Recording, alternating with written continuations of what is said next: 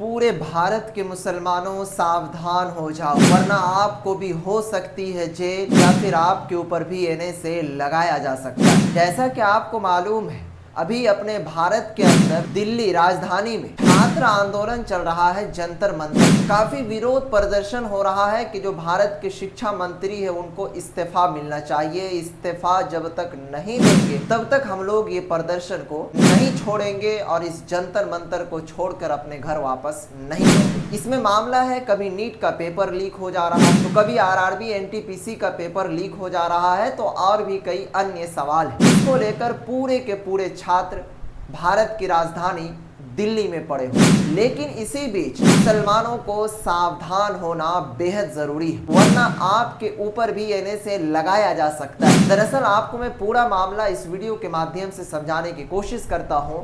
मुझे उम्मीद है कि इस वीडियो को देखने के बाद इसे अधिक से अधिक शेयर भी जरूर करेंगे। दरअसल जैसे ही आज हमने एक न्यूज चैनल खोला है, डायरेक्ट उस न्यूज चैनल का हेडिंग है, जंतर मंतर को शाहीन बाग बनाने की तैयारी में मुसलमान, क्या दिल्ली में फिर होंगे दंगे।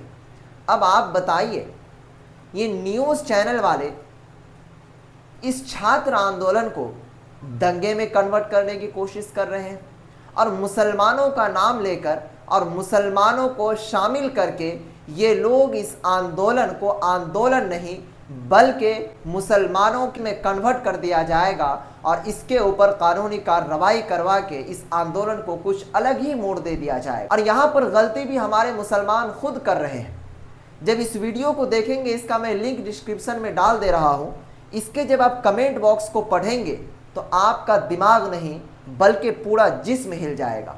अब बताइए, ये नीट का अगर एग्जाम दे रहा है तो क्या वो सिर्फ मुसलमान के बच्चे या फिर नॉन मुस्लिम के बच्चे दे रहे हैं? इसमें तमाम के बच्चे शामिल हैं। इसी वजह से आज मुसलमान वहां जा रहे हैं, लेकिन वहां जाने के बाद कुछ गलती कर रहे हैं। जब इसके कमेंट बॉक्स को पढ़ेंगे तो कुछ ऐसे लोग हैं जिनके अंदर अभी भी इतनी जाहिलियत भरी हुई है कि जिसे देखकर सुनकर कुछ नहीं फुरेगा। डायरेक्ट लिखता है इसके कमेंट बॉक्स में, मदरसा छाप, जो मदरसे में पढ़कर कहीं भी फट जाते हैं वो भी अब शिक्षा पर ज्ञान दे रहे हैं। आगे देखिए, एक लिखता है कि इन लोगों को तो पैसा देकर के पसैया पर लाया है इस विरोध प्रदर्शन में, वरना ये लोग आते कहां से। उसके बाद कह रहा कि ये तो देशद्रोह है, डायरेक्ट लिख रहा है। उसके बाद देखिए आगे लिखता है कि सबसे अधिक तो पूरे भारत में अगर दिक्कत है तो यही मौलवी मुल्लों को और यही मुसलमानों को हमारे मोदी जी से दिक्कत है। अब बताइए, जहां पर ये लड़ाई छात्र को लेकर हो रहा है, जहां पर ये लड़ाई भारत के शिक्षा मंत्री को इस्तीफा दिलाने के लिए हो रहा है, इस लड़ाई को किस तरीके से लोग मुसलमान में तब्दील कर रहे हैं। और यहाँ पर गलती हमारे मुसलमान खुद कर रहे हैं।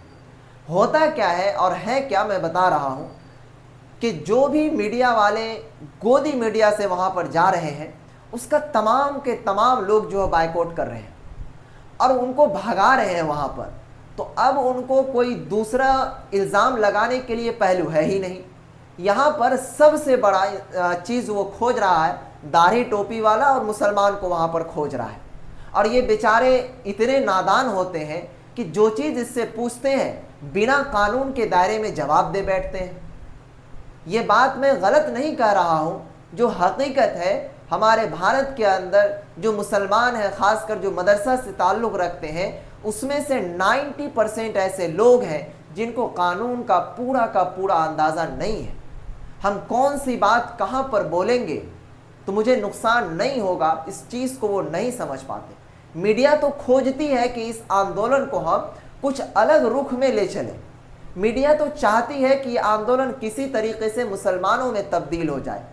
कुछ ऐसे पत्रकार हैं जिन्होंने ये भी कर दिया कि इन लोगों को अभी अभी बांग्लादेश के जमात इस्लामी है, उन्होंने भी समर्थन दे दिया।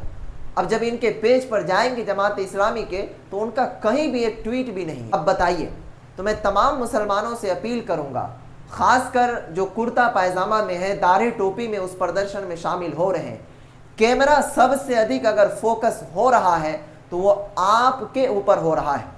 आपको मालूम होगा एनआरसी वही दिल्ली का शाहीन बाग जिसमें मुसलमानों को देशद्रोह साबित करके कितने लोगों को जेल में बंद किया गया और अब भी वो जेल में बंद है। उनके परिवार का क्या हश्र हो रहा होगा, सिवाय खुदा के कोई जानता है? मैं आप लोगों से हाथ जोड़कर अपील करूंगा कि अगर आप जंतर मंतर पर जा रहे हैं, जाइए, क्योंकि ये मुस्तकबिल का सवाल है, फ्यूचर का सवाल है, बच्चों को लेकर है। लेकिन एक चीज का आपको खास ख्याल और ध्यान रखना, आपको मीडिया में बयान देने से बचना है। वहां पर और लोग किस लिए हैं?